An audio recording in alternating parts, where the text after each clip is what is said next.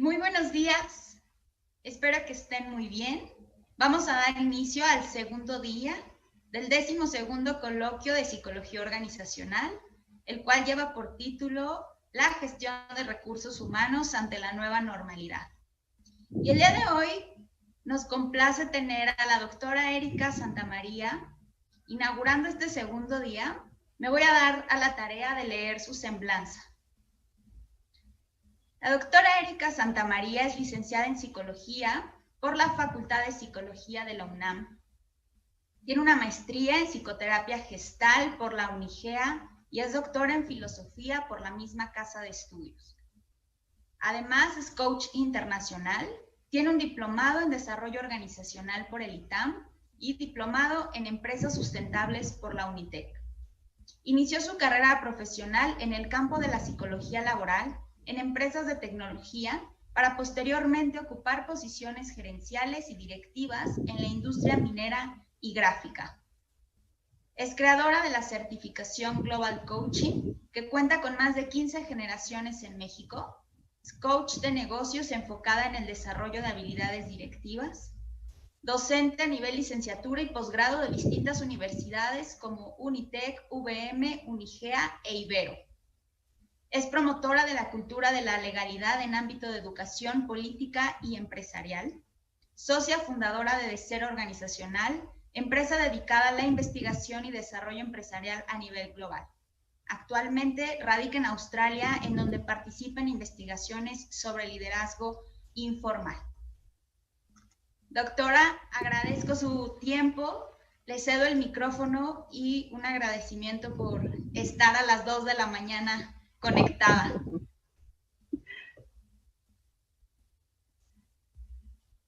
Perfecto, Ivonne. Pues muchísimas gracias por la invitación. Buenos días para todos ustedes. Un saludo grande desde este otro lado del mundo, en donde dicen que hay más canguros que personas, pero bueno, les mando un afectuoso saludo. Muchísimas gracias por la invitación a este coloquio. Sin duda tiene para mí un significado especial. Uno, porque este momento nos permite estar cerca, y me siento cerca de mi casa, que es la UNAM, me siento cerca de la Facultad de Psicología, y me siento cerca de México, ¿no? Que ya tengo algunos años de no estar por allá. Entonces, bueno, a la distancia reciban un saludo, espero que ustedes estén muy bien, que su familia esté bien, que en estos momentos son críticos. Yo veo los números de México y sin duda la preocupación a la distancia pues es grande. Entonces les mando un fuerte abrazo de solidaridad en este tema y pues sin duda el reto en estos temas, hablando de recursos humanos, hoy en día se vuelve mayor. Hace 20 años que yo empecé mi carrera en el ámbito del desarrollo organizacional y de recursos humanos, decíamos y manifestábamos que era muy importante que recursos humanos fuera un área estratégica en los negocios. Y en aquel momento, pues solamente era un tema de recursos humanos viendo desde la nómina y muy operativo, ¿no? Y las cosas han venido cambiando y los esfuerzos que hemos hecho para que esto cambie han sido significativos. Sin embargo, hoy en día este reto nos pone a todas las áreas de recursos humanos ante una situación muy especial, ¿no? Entonces me da muchísimo gusto que estén tomando este coloquio, que el día de ayer espero haya sido muy positivo. Y pues bueno, les voy a hablar el día de hoy de un tema que a mí en lo personal me mueve mucho. Desde hace muchos años mi interés hacia la investigación en temas de liderazgo ha sido importante. Siempre he tenido este interés por entender los estilos de liderazgo, entender cómo es que funcionan los estilos de liderazgo en diferentes culturas.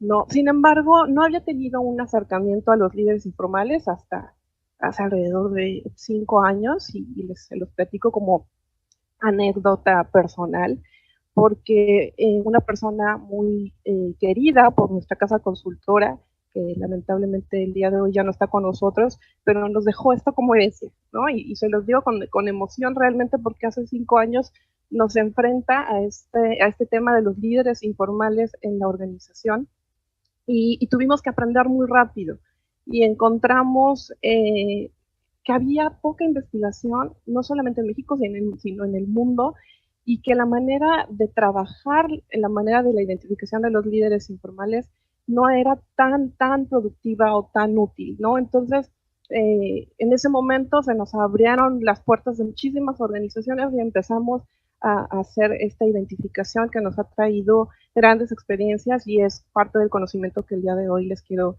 transmitir. Durante estos 45 minutos vamos a dar un espacio para preguntas en los últimos 10 minutos para tratar de responderles, y las que no logramos responder, con mucho gusto al final también van a encontrar datos para poderle dar continuidad, ¿no? Entonces, bueno, voy a explicarles un poquito el contenido de estos 45 minutos. Vamos a partir pues de identificar las definiciones de liderazgo informal y un poco la categorización de las mismas. Vamos a ver un poquito la diferencia entre la influencia, el poder, la manipulación, estos temas que están muy de moda, ¿verdad? Vamos a encontrar estas diferencias entre el liderazgo formal y el liderazgo informal. Vamos a ver cómo se hace la identificación, cómo hacemos estos análisis sociométricos y algunos resultados de organizaciones en México, y después vamos a dar la parte de las conclusiones y algunas preguntas. ¿Vale? Les platico un poco esta definición, que realmente es una definición de nosotros, de nuestra casa consultora, pero un líder informal, por definición, es toda aquella persona que sin tener una posición jerárquica, es decir, sin ser un jefe o un supervisor o un gerente o un director, o sea, no está dentro del organigrama en temas de jerarquía, dentro de una organización, influye de manera importante en los resultados de un equipo. Y bueno, como buena definición, él tiene este truco de decir de manera importante. Es ahí donde hay que poner atención. ¿A qué nos estamos refiriendo con que sea de manera importante? Esto quiere decir que una persona que no está dentro de la jerarquía de la organización hace o lleva a un equipo a un sitio donde por sí solo no podría llegar el equipo, ¿no? La principal diferencia, obviamente, entre el liderazgo formal y el liderazgo informal, pues es la estructura jerárquica. Usualmente, los líderes formales tienden a tener objetivos específicos por parte de la organización. En muchos casos, los jefes les indican, ¿no? Los directores les indican cuáles son los objetivos a los gerentes, a los supervisores, y ellos tienen relativamente claro o esperadamente claro lo que deben de conseguir. En el caso de los líderes formales, no tienen un objetivo marcado por la organización, sino que llevan a los equipos de trabajo a donde ellos creen que deben de ir. Entonces, no sé si me cachan esta idea principal, porque es muy diferente llevar a un equipo de trabajo donde yo creo que es lo mejor, hacia donde realmente es lo mejor para una organización. Saber lo que es realmente lo mejor para una organización parte realmente de una estrategia organizacional, y en muchas ocasiones estas estrategias de negocio o estas estrategias organizacional, como no las conoce la gente, pues no están alineadas, y esto tiene consecuencias, y por lo tanto el liderazgo informal tiene consecuencias tanto positivas en la organización, pero también negativas. Entonces hoy vamos a averiguar un poquito sobre estas dos líneas, de qué parte sí es positiva y qué parte puede llegar a ser negativa. ¿Vale? Piensen, por ejemplo, en un salón de clases, para los que todavía están en este ámbito de ser alumnos. Piensen en que el profesor es un líder formal. Y los líderes informales, pues, somos aquellos que todos en algún momento somos líderes informales, ¿no? Y en los que convencen de no entrar a una clase, por ejemplo, ¿no? Y entonces, de alguna manera nos convencen y decidimos no entrar a esa clase. Pensemos en una organización en donde el líder formal pues puede ser un supervisor, y los líderes informales son los que enseñan, por ejemplo, a operar una máquina, pero también son los que pueden ser capaces de formar un sindicato. Y entonces ahí vamos a entrar ahorita un poquito más adelante a este tema de los sindicatos y lo que está pasando actualmente con todas estas modificaciones legales en temas sindicales. Pero bueno, también un líder informal puede ser aquel que haga una fiesta de cumpleaños dentro de la organización, ¿no? Entonces digo un poquito nada más para que podamos irlos identificando. ¿Cuál es la clasificación? Esta es una clasificación que nosotros hemos encontrado en base a toda nuestra experiencia. No es limitativa, seguramente existirán otras clasificaciones que por el momento no hemos podido documentar, pero vamos a decir que este es un primer inicio, ¿no? Estamos identificando 3 tipos de liderazgos informales. El primero de ellos tiene que ver con los sociales. Estos líderes informales sociales son los más fáciles de identificar. De hecho, en este primer acercamiento que yo les platicaba hacia el liderazgo informal, usualmente en aquella época, les estoy hablando de hace más de 15 años, cuando se hacía un change management, se hablaba de agentes de cambio y se identificaban como líderes informales sociales. Piensen en una persona que por su nivel de extroversión, de empatía, es como este pilar que mueve a la gente hacia temas sociales. Integran a los equipos de trabajo, están enfocados en generar relaciones, organizan eventos, son los que llevan regalos a los compañeros, conocen muy bien a la gente, conocen temas personales de la gente, ¿no? Y esto, obvio, les da poder. Están involucrados con las emociones del equipo. Entonces, son muy fáciles de identificar, obviamente. Hay una parte muy positiva de ellos, porque si tienen una congruencia con los valores de la organización, si tienen una congruencia con los principios de la organización, pues sin duda van a llevar al resto de la gente en una línea positiva para la organización, ¿no? Y además, como son generadores de confianza, pues entonces van a generar un ambiente colaborativo y un ambiente positivo de trabajo, cosa que les agradecemos sin duda. Pero también pueden llegar a ser muy peligrosos. ¿Por qué peligrosos? Porque en ocasiones estas figuras puede ser una que les quitan mucho tiempo. No sé si alguno de ustedes dentro de su trabajo ubica a esta persona que por estar platicando con todos, ¿verdad? Pues le quita trabajo productivo a los demás. Me imagino que esto no pasa, pero bueno, en algunas organizaciones llega a pasar, ¿no? Y entonces se generan distracciones, pero también se generan rumores, porque bueno, hay ciertas personas que nos encanta el chisme, ¿no? Y entonces pues hacemos historias, y esto va complicando la cultura de trabajo. Como hay una vinculación emocional, pues entonces hay como, pues ten cuidado porque yo tengo información sobre ti y de repente no la usan de la mejor manera, ¿no? Entonces pueden ser promotores, pero también pueden ser difamadores de la cultura de trabajo. Identificarlo pues nos ayuda a tener agentes de cambio positivos, nos ayuda a tener promotores, nos ayuda a generar ritmos laborales favorables. La segunda categoría tiene que ver con los líderes informales técnicos. Esto pesa mucho, por ejemplo, en la industria de la tecnología, ¿no? En donde son expertos en uno o varios temas, son una referencia para el resto de la organización, son una referencia por el conocimiento, saben que el conocimiento que tienen lo usan, saben que es poder. Usualmente son las personas que tienen mayor antigüedad en una posición, digo usualmente, no siempre, y su premisa justo es que el conocimiento les da este poder sobre los demás. Así que hay una parte positiva, porque sin duda pueden ser los maestros de otros, y esto nos ayuda muchísimo a gestionar el conocimiento de las organizaciones, pero también hay una parte negativa. Y es que estos líderes técnicos a veces han venido haciendo las cosas de la misma manera durante todo el tiempo que llevan en la organización. Y resulta que esta manera, si bien funciona, puede ser que no sea la mejor. Y puede a veces tener vicios, malas prácticas. Y entonces se heredan, porque como lo que heredan es conocimiento, pues se heredan estas malas prácticas, ¿no? Y se heredan ahora sí que sin filtro, ¿no? Entonces, ahí hay que tener muchísimo cuidado de cómo se gestiona el conocimiento.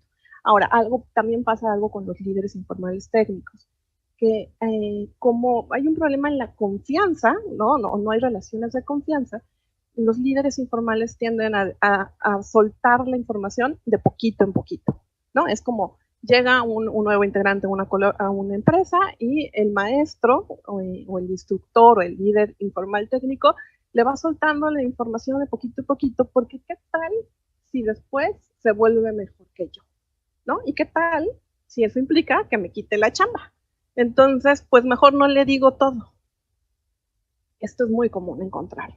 Entonces, esto, pues obvio, no es un líder técnico positivo. Entonces hay que ayudarlo a que se sienta seguro, ¿no?, del conocimiento que tiene y que lo pueda gestionar de una manera positiva, ¿no? La tercera categoría nos habla de los líderes de opinión. Estos líderes de opinión pueden ser en ocasiones los más difíciles de identificar, pero los que más influencia tienen.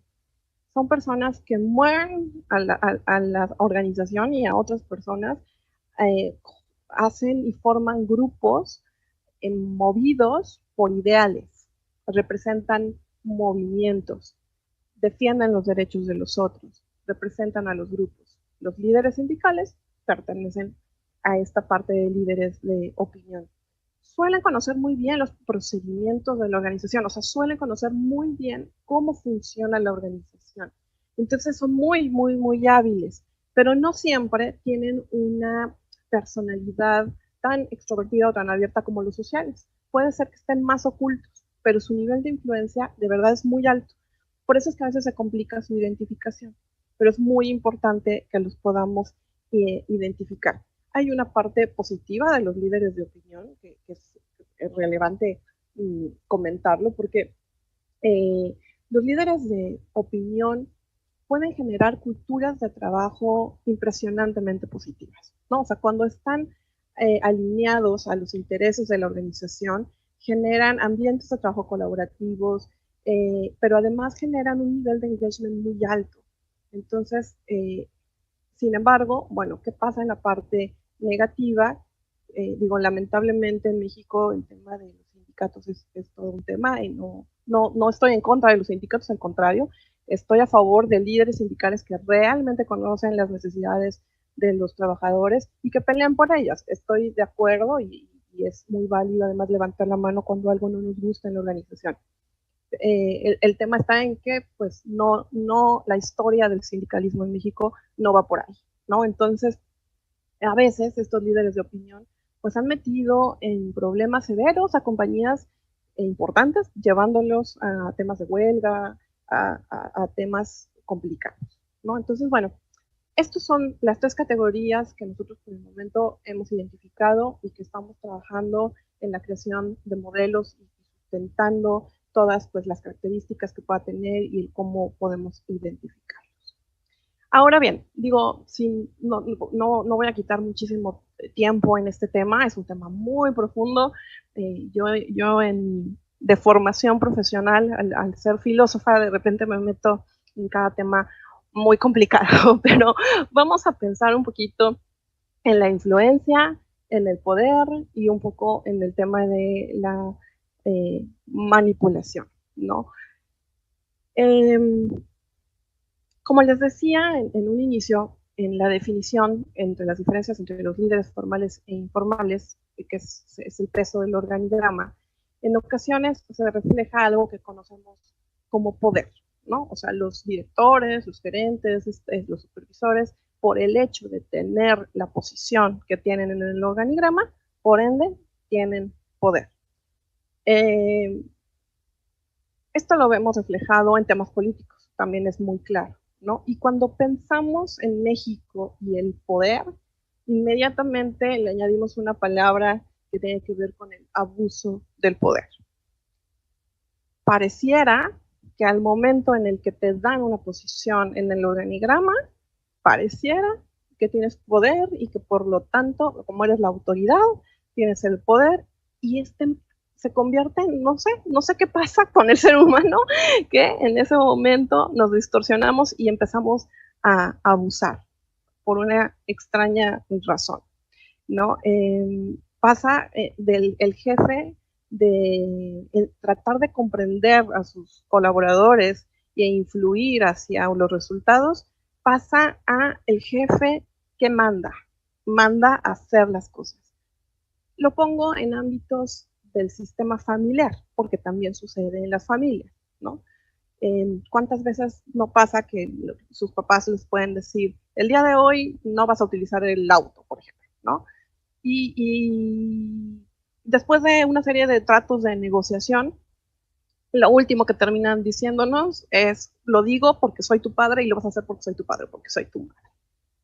Digo, es nuestro último recurso como padres o como madres, pero en ese momento estamos haciendo un abuso de poder, porque se nos acabaron las herramientas de negociación, ¿no? Y entonces ya no damos explicaciones, ya usamos la autoridad.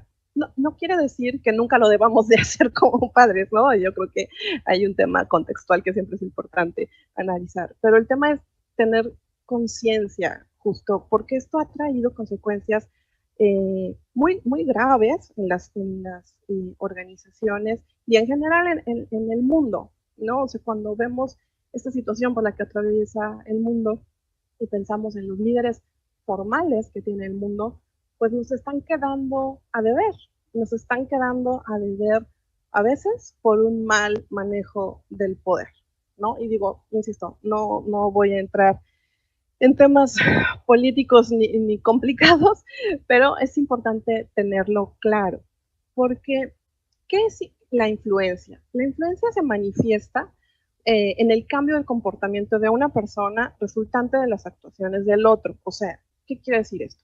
Yo al momento en el que les digo, les comunico, les comparto esta información, estoy influyendo en ustedes. Estoy influyendo si ustedes generan un cambio en su pensamiento o en su comportamiento, entonces hay una influencia. Si no pasa una modificación en su pensamiento o en su comportamiento, pues entonces no estoy influyendo en nada, ¿verdad? Entonces, todo el tiempo estamos influyendo en otros. La línea entre la influencia y la manipulación es que la manipulación tiene una connotación negativa, ¿no? No nos gusta mucho que nos digan que somos seres altamente manipulables o manipulados. La realidad es que sí lo somos.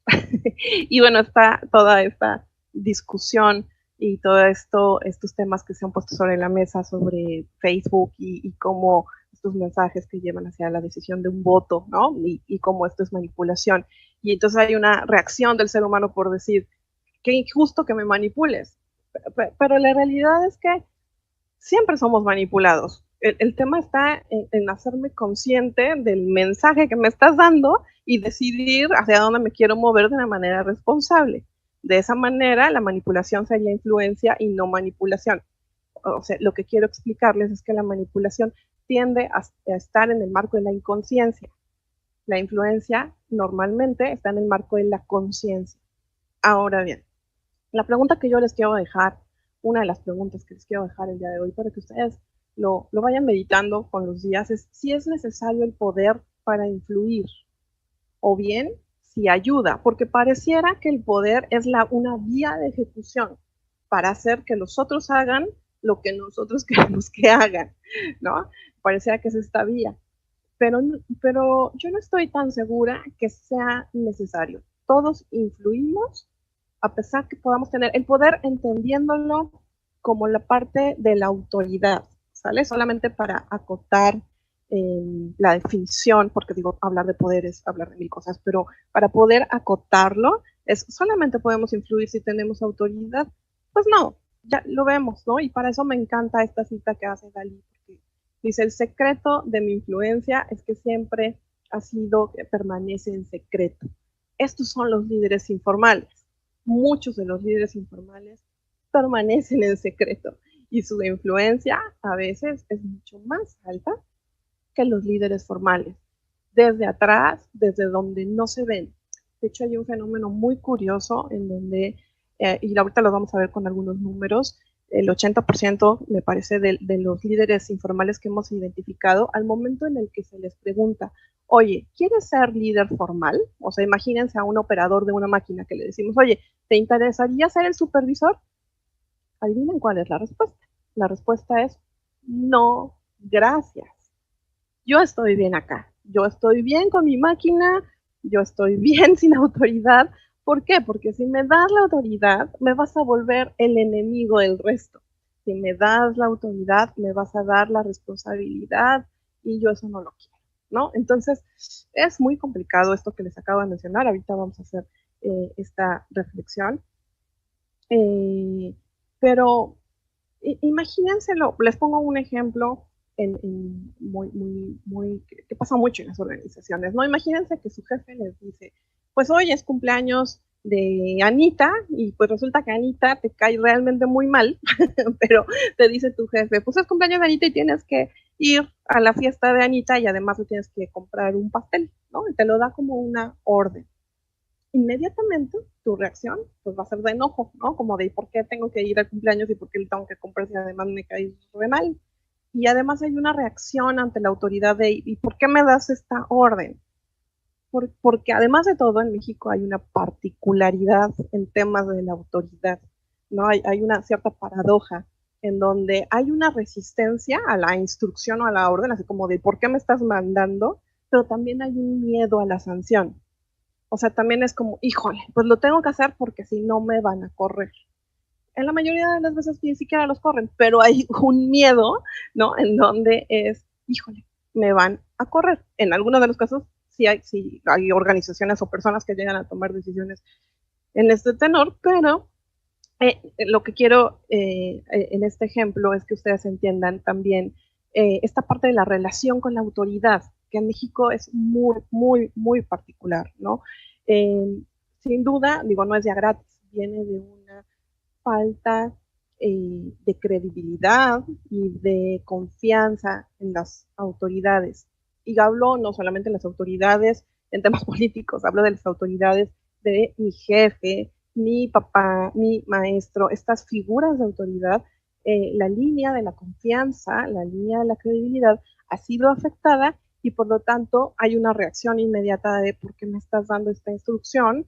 ¿Qué realmente estás pretendiendo? ¿No? Nuestra cabeza empieza a trabajar en ese sentido, pero a la vez pues, sí me da miedo de las decisiones y de las consecuencias que esto pueda tener, ¿no? ¿Y qué pasaría en ese mismo ejemplo que les pongo del cumpleaños de Anita?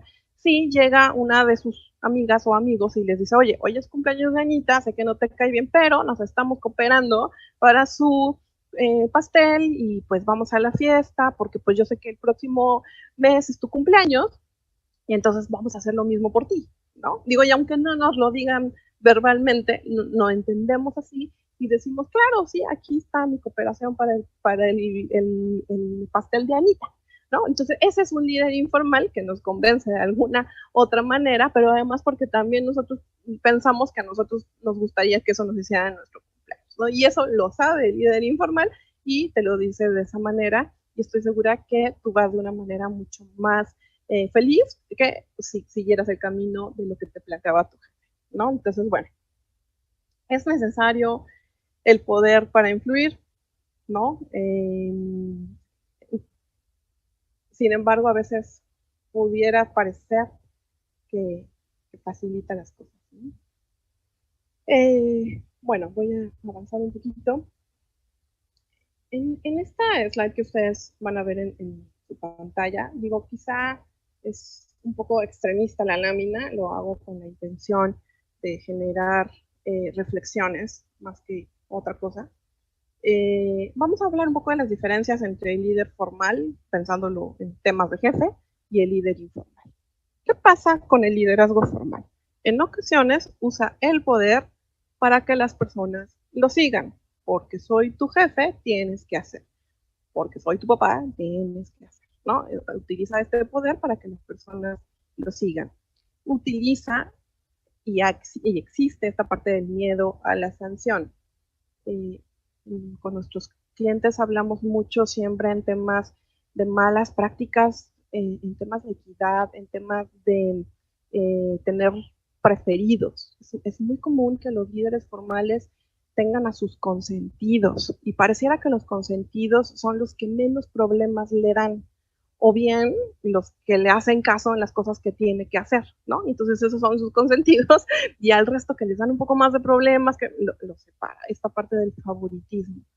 Insisto, no quiere decir que siempre se dé, no quiere decir que todos los líderes formales, no estoy generalizando, solamente les pido para que ustedes lo reflexionen cuando llega a suceder esto en ámbitos organizacionales, ¿no? Hay un miedo a que los líderes informales los opaquen. Entonces, por eso es que no les gusta identificarlos. O sea, por eso es que no les gusta saber quiénes son, porque es, si yo ya sé que tú tienes más influencia en los otros que yo, pues a veces prefieren mantenerlos a distancia para que no sean opacados, ¿no? Eh, el poder, obviamente, pues se lo da la organización, se lo da la jerarquía, influyen para generar resultados, porque así lo indica la organización. Pero en ocasiones, en esta influencia, se les olvida la generación de la cultura y el desarrollo de la cultura organizacional. Nosotros tenemos muchos años trabajando con líderes y cada vez más es esta necesidad de desarrollar líderes, ¿no? Hoy hablamos de líder adaptativo, hoy hablamos de que a estos líderes que se enfrentan además a una situación tan crítica como es la pandemia, tuvieron que perfeccionar sus habilidades de liderazgo, además entendiendo que ninguna escuela te forma como líder, ¿no? O sea, no es algo que tú salgas de la escuela entendiendo que vas a ser líder de un equipo de trabajo. Un poco lo vas aprendiendo ahí como va haciendo y si eres un buen trabajador, un buen colaborador, en ocasiones te dan una posición, ¿no? de autoridad y te cae así como bote de abuelada y ni siquiera sabes un poco por dónde, ¿no? Entonces, en este tenor, a veces se nos olvida que como líderes formales tenemos que cuidar y cultivar la cultura organizacional. Ahora bien, del otro lado de la moneda, donde está el líder informal usa su personalidad, sus habilidades personales o bien su conocimiento para influir, porque no tiene la autoridad, ¿no? Y no tiene el poder que le da la estructura. Entonces, utiliza esta personalidad o este conocimiento. Naturalmente, se resiste a tener autoridad, porque si yo influyo desde fuera y la gente me sigue, como para qué necesito tener autoridad. La autoridad me va a llevar a tener responsabilidades y no se me antoja, ¿verdad? Entonces, pues es un tema con los líderes informales. Su influencia se genera por la relación. Por eso es que su influencia es tan alta y tan fuerte, porque genera relaciones, ¿no? El poder se lo da el grupo, no se lo da la organización per se, sino se lo da el grupo que lo sigue, ¿no? No siempre su influencia es positiva para la organización, como ya se los venía comentando, y influye sobre la cultura de una manera positiva, de una manera negativa, pero no está pensando en los resultados de la organización. Entonces, se fijan, pareciera que el líder informal y el líder formal van en dos canales diferentes. Hay una ruptura entre ellos. Ese es el problema más crítico de todos. Está más allá de la identificación, el problema es que hay una fractura. El problema es que estos dos figuras no están trabajando de manera colaborativa. No solamente no se conocen, vamos a suponer que se conocen, deciden no trabajar de manera colaborativa. Entonces, este es uno de los grandes retos para las organizaciones. ¿Cómo identificamos líderes informales dentro de la organización? Existe todo un método y una metodología para realizarlos. Este método es un método psicosocial, la sociometría, algunos de ustedes a lo mejor lo conocen, está diseñado para medir las relaciones y las estructuras sociales. Fue creado por Jacob Moreno, más o menos 1925. Jacob Levi Moreno fue discípulo de Freud, de hecho es un psiquiatra graduado de Viena. Y es muy interesante su historia porque empieza a desarrollar estas metodologías para identificar grupos de refugiados. Y yo cuando leía sobre esta historia de Moreno, pensaba en temas de migración, sobre todo en un país como el que vivo, donde la migración es todo un tema relevante, y en donde cómo se separan los grupos de migrantes para pertenecer, ¿no? Y con quién se llevan, y cómo es que se llevan, y con quién se rechazan, y cómo de ahí se puede generar algo que se llama discriminación, ¿verdad? Pero bueno, es muy interesante los estudios que tiene. Él lo hace con refugiados y de ahí algunos estudios posteriores de otras personas en temas de migración, pero es muy interesante para que si ustedes tienen interés en el tema. Y después hacen un abordaje muy interesante de la sociometría en una aplicación que hace en una prisión en Nueva York.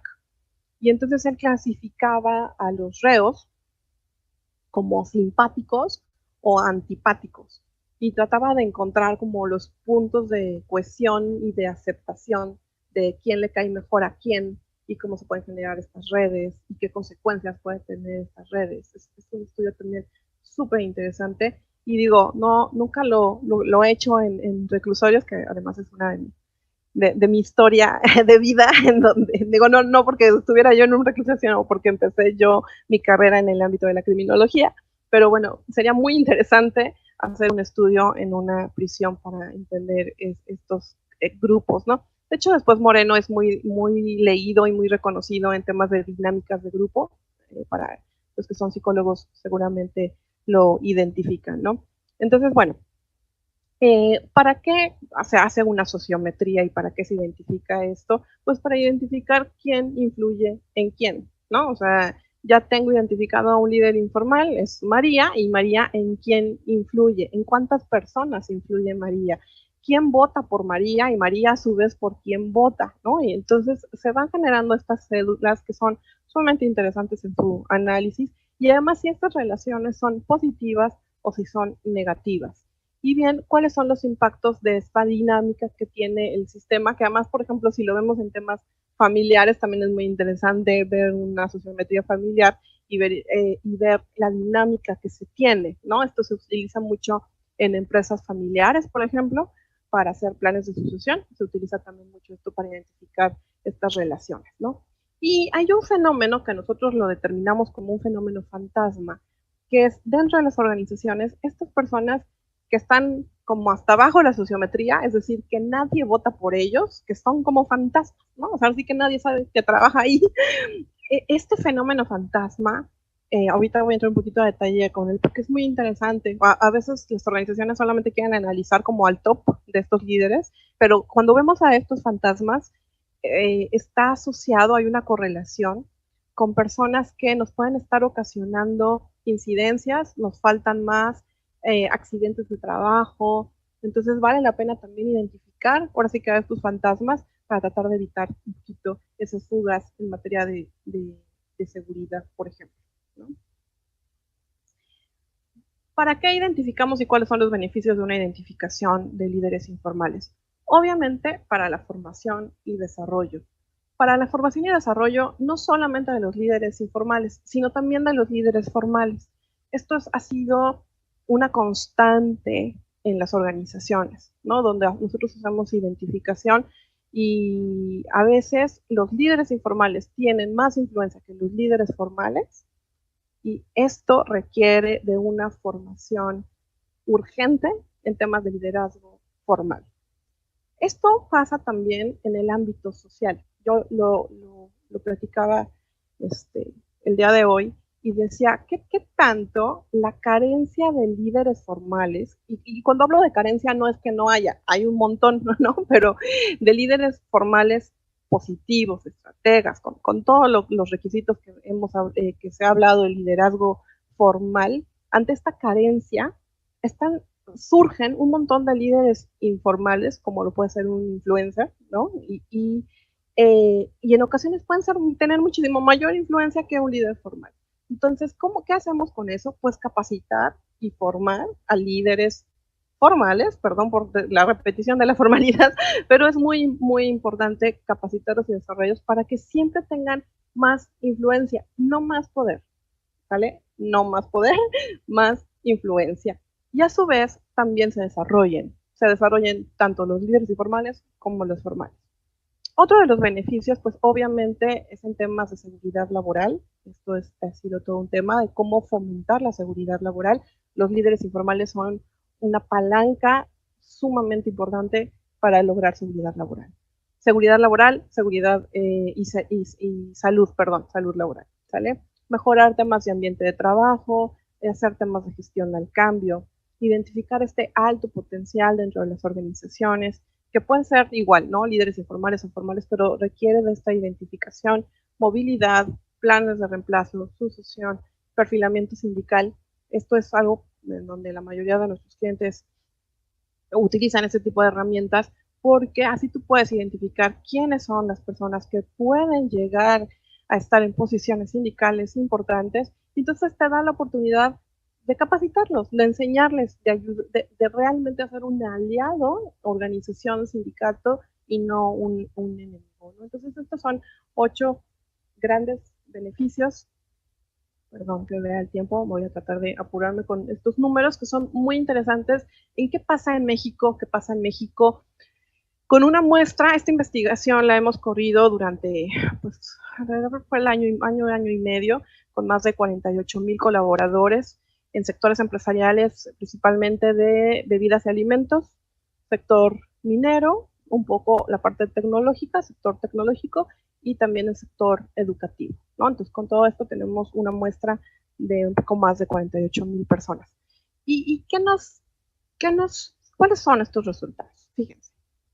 Un 5% de los líderes informales identificados, o sea, si logramos identificar al 5% de los líderes, influyen en más del 85% de la población restante. ¿Esto qué quiere decir? Que los líderes informales influyen muchísimo más que los líderes formales, por lo que identificarlos nos va a ayudar para llegar al resto de la población. Solo el 2% de estos líderes informales son metalíderes. Explico brevemente qué es el concepto de metalíder. Un metalíder es aquel líder informal que comparte las 3 características. Hablábamos, ¿se acuerdan? Liderazgo social, técnico y de opinión. Una persona que tiene las 3. Obvio, es un meta líder, porque es el líder del líder, ¿no? Es el líder informal del líder informal, por eso se llama meta líder. Solamente el 2% de los líderes informales tienen estas 3 características. Obviamente, al tener las 3 características, su influencia es mucho mayor. Esto era el dato que les decía hace rato. El 80% de los líderes informales no quieren volverse formales, porque no quieren tener la autoridad, porque no quieren tener la responsabilidad, porque no quieren verse, ¿no? Posicionados ante el otro. Es muy triste, porque sin duda habría que aprovecharlos, ¿no? Pero tampoco los podemos obligar, ¿verdad? Habría que entender el por qué no quieren y generar lazos de confianza que los lleven a desarrollarse dentro de las organizaciones de una manera positiva y a no tener una fuga de talento, ¿no? Que también esto puede ser consecuencia de esta parte. Bueno, los líderes informales representan un 30% más que los líderes formales.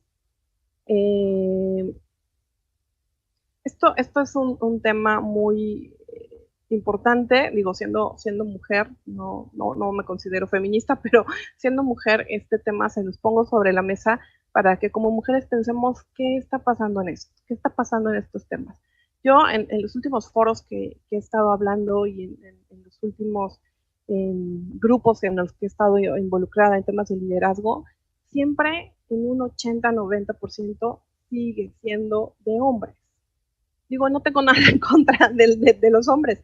El tema está en qué está pasando con las mujeres. Fíjense, de toda esta población de líderes informales, que más o menos son 14,400, cerrando los números, solamente un 20% son mujeres.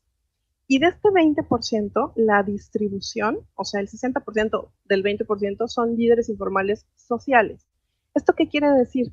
Que las características, vamos a ponerlo entre comillas, femeninas de la empatía, ¿no? De ser más social, nos llevan a tener líderes informales sociales, que son las que pueden organizar las fiestas, son, ¿no? Bajo este estereotipo femenino. Entonces, pero ahí está concentrado un 60%.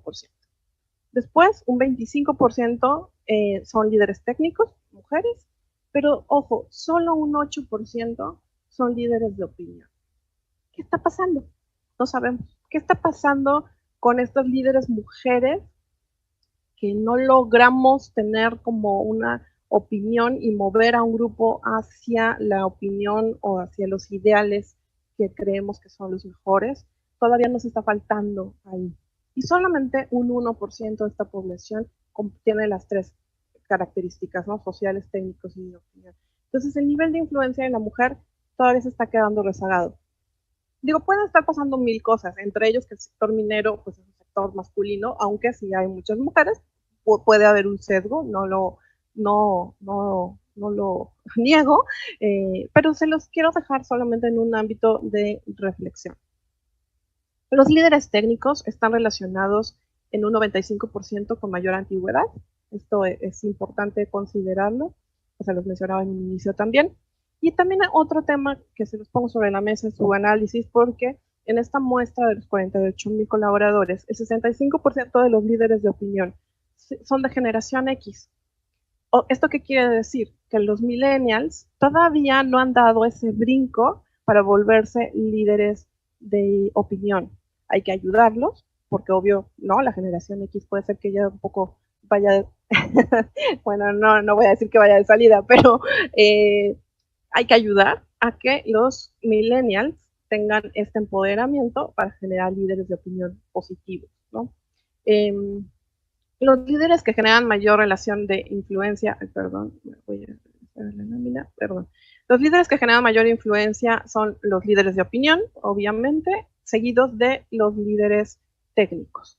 Y este efecto fantasma que yo les platicaba hace rato representa un 10% de la población, generando incidentes, faltas, accidentes laborales. Entonces, bueno, es importante considerarlo.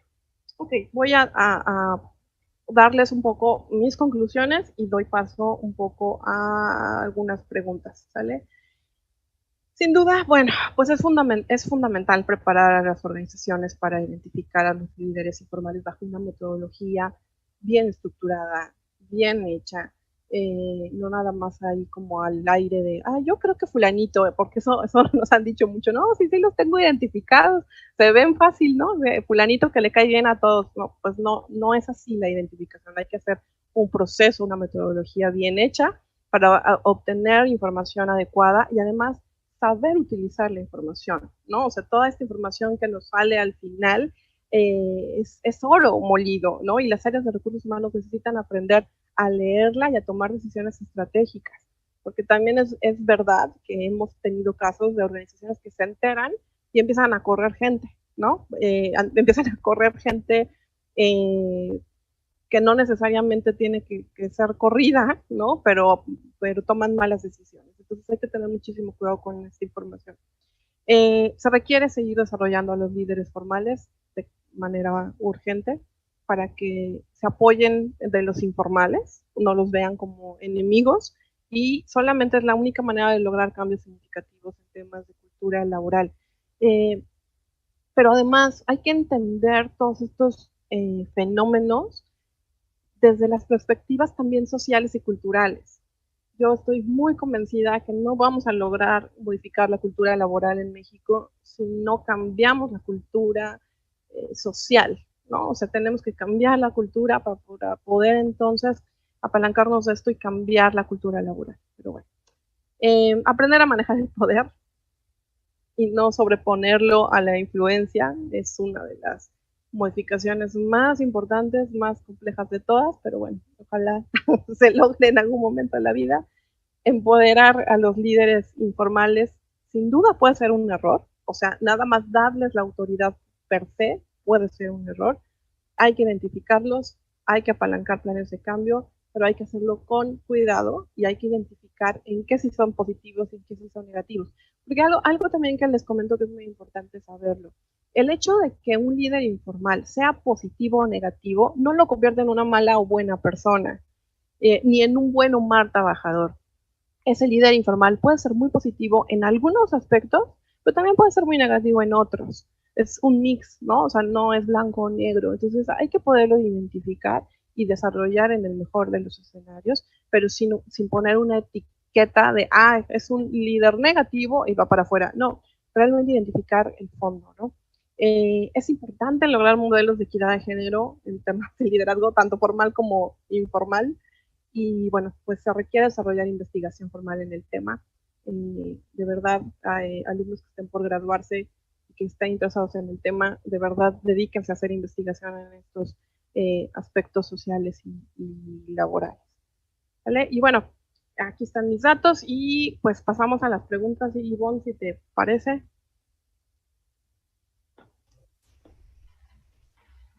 Muchas gracias, doctora. Gracias por compartir su conocimiento. Sin duda es un tema importante para México, una gran área de oportunidad trabajar el liderazgo. Damos paso a la sesión de preguntas.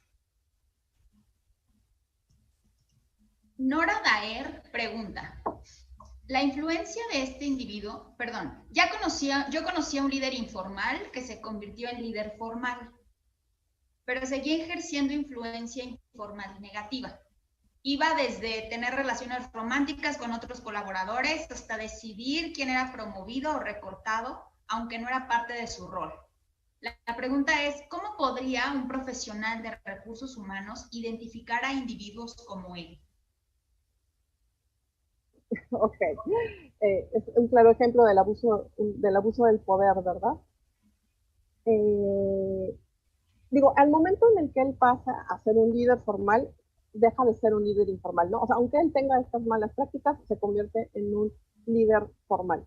El punto está en cómo identificar a los líderes informales para que no debió de haber pasado que este líder informal, que seguramente siendo líder informal ya tenía ciertas malas prácticas o malas mañas o violaciones al código de comportamiento, no debió de haberse convertido en un líder formal, ¿no? Debimos de haberlo identificado previamente. Ok, no lo hicimos y entonces ocasionamos un efecto de bola de nieve en donde hay que parar estos comportamientos. Sin duda, estos códigos de no acoso laboral, de reportar por medio de buzones y demás, son indispensables para frenar temas de acoso móvil en las organizaciones. Gracias. Hay otra pregunta por parte de Maite Hernández y ella pregunta, ¿se puede encontrar una intersección entre líder informal y líder jerárquico? Ya que, como comenta usted, ambos parecen estar en distintos caminos. Yo te diría, debemos de trabajar para que colaboren. O sea, debemos de trabajar para que se conozcan, o sea, para que los líderes formales identifiquen a los líderes informales y los sumen y los utilicen, vamos a decirlo, no es la mejor palabra, pero los utilicen en el beneficio del equipo de trabajo y por lo tanto de la organización. O sea, la idea es que colaboren. No sé si a esto se refiere ella con que coincidan, ¿no? No recuerdo la palabra que utilizó, pero el tema sí es que colaboren y no se sigan viendo como figuras separadas.